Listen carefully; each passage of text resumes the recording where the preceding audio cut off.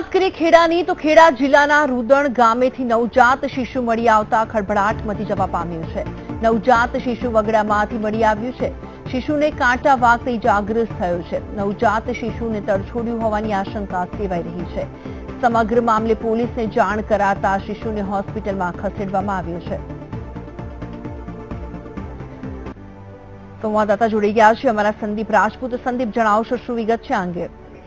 हाँ जी भूमि जणावी दऊं के अवरेथी 3 કલાક પહેલાનો એક બનાવ બનેલ છે।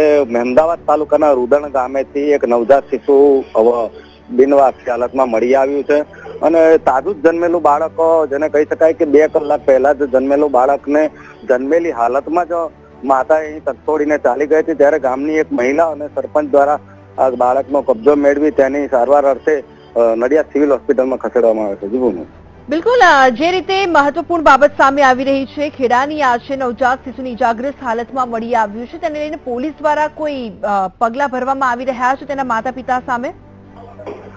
જી ભૂમિ, હાલ તો જણાવી દઉં કે બાળક જે ત્યાજી દેવામાં આવેલું હતું તે ઘડીએ તેને કાંટા વાગવાની જયારે માથાની ભાગે ઈજાઓ પહોંચેલી છે, ત્યારે પ્રથમ દ્રષ્ટિએ સરપંચ અને ગ્રામજનો દ્વારા પોલીસ અને 108 ને જાણ કરાઈ હતી। ત્યારે પોલીસ અને સરપંચ દ્વારા હાલ તો બાળકની સારવાર માટે પ્રાધાન્ય આપવામાં આવી રહ્યું છે। ત્યારે સમગ્ર મામલે ગુનો નોંધી અને માતાને પકડી પાડવાનો પ્રયાસ બીજા તબક્કામાં આવરી લેવામાં આવશે। જી બિલકુલ સંદીપ, બાળક શિશુની જે હાલત છે કેવી જણાઈ રહી છે હાલ, જે તેને કાંટા વાગ્યા છે? જણાવી દઉં કે કાંટા વાગવાને કારણે જે નવજાત બાળક છે તેને ગંભીર રૂપે માથાના ભાગે ઈજાઓ પહોંચી હતી, પરંતુ કહી શકાય કે ગામની મહિલાઓ અને સરપંચ દ્વારા જે એની તકેદારી રાખવામાં આવી હતી, તુરંત 108 ને જાણ કરી તેને નડિયાદ ખાતે સિવિલ હોસ્પિટલમાં ખસેડીને સારવાર આપવાની ચાલુ કરી દેવામાં આવી છે। ત્યારે કહી શકાય કે સમય સૂચકતાને લઈ અને હાલ તો બાળક તંદુરસ્ત હાલતમાં છે। જી ભૂમિ, બિલકુલ, ખૂબ ખૂબ આભાર સંદીપ માહિતી આપવા માટે।